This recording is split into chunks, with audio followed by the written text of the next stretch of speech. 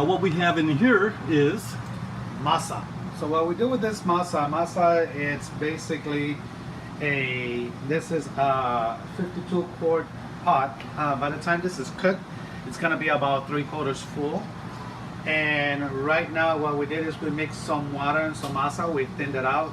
We added some salt, we added some oil, and we're going to add some rice flour to it as well.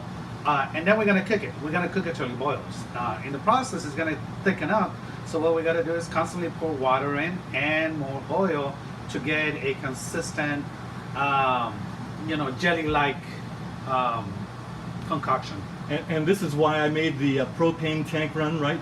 Absolutely. Okay. This is gonna be cooking outside, and in order to steer this, we have to buy a special stirring spoon that's about 3 feet tall. Let's have a look at the regular long grain rice and water. Just go ahead and mix that in the blender until it's really ground down fine. You want 1 pound of rice to every 3 pounds of masa. Rice and water. Pulverizing the rice to make rice water. To go into the masa. And that's going to be enough for all the masa required to make 100 tamales. No, we have to use batches. Oh, we got to do that. Okay. We are going to pour this through a strainer because we want to make sure that what we're putting is as finely ground down as possible. Because if it isn't, then it's going to clump up the masa. And then clumpy masa no bueno. I don't think I've ever eaten a taco or a tamales that had clumps in the, so I can see how that would really be bad. Oh yeah, absolutely. And also the plate, usually when you get clumpy masa, it's not cooked all the way through. As you can tell by that, I've had that happen to me just a few times. Yeah. So then, we don't know how finely ground down the rice is. See, that's a little too thick, so it's a good thing that we did this. Because if it doesn't make it through this strainer, then that means that we haven't done enough to grind it down. More grain. Right. Okay. Add a little more water to that. Now we're going to run this for how much longer? Really get that fine, right? Yeah, we want to get as fine as we have a nice batter mix here, so we're going to increase it. You can hear it a little slightly whiny. You see the water jumping, that means that it is still grinding down. Once it flows,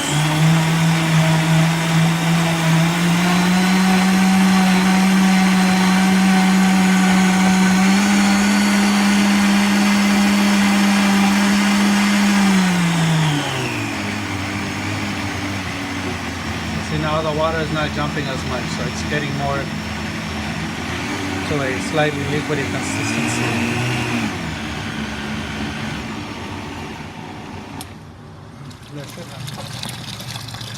Oh, that's going through a lot better. A lot better. Not getting as much stuff left behind.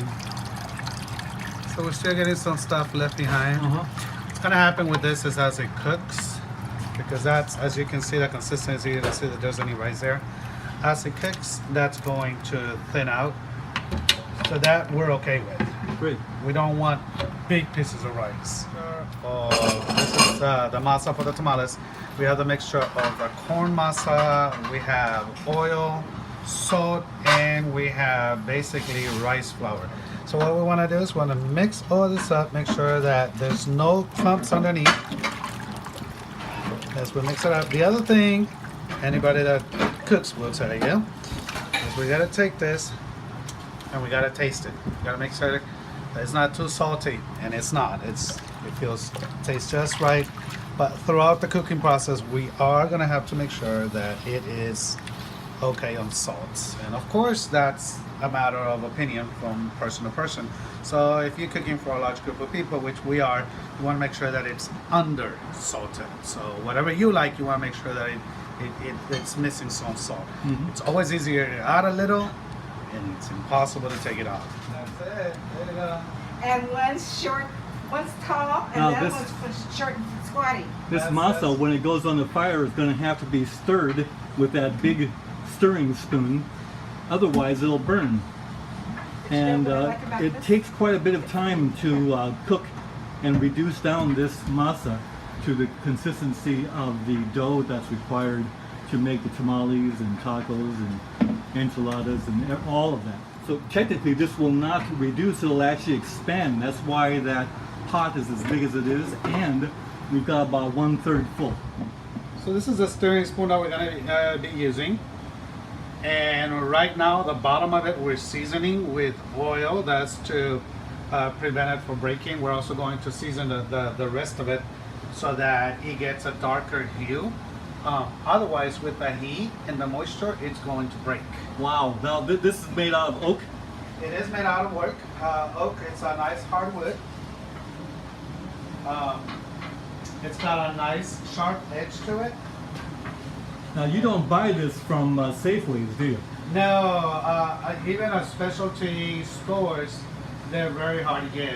In terms of scale, you can see how large it is spaced by that lemonade bottle at the bottom of it. Oh yeah. Yeah, so it's a good 3.5 feet tall. You know, if you didn't have an oar, you could probably use this as an oar, right? Yes, you could. You can do that either or. Wow, fantastic.